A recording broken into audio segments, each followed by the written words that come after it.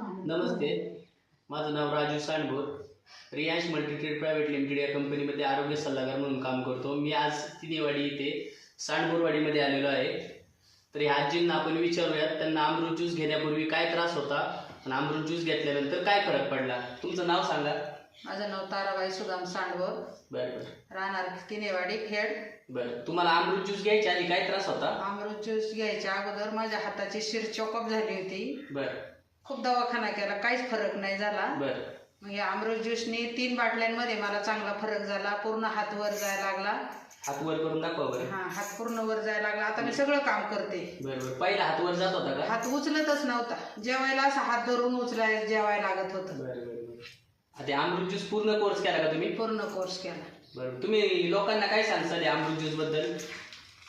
ज्याला काय आजार असेल त्यांनी तो घ्यायचा, बरं. त्याला फरक पडणार. बरं. फक्त तुम्ही मन लावून घ्यायचं, चहा प्यायचा नाही. Okay okay, thank you.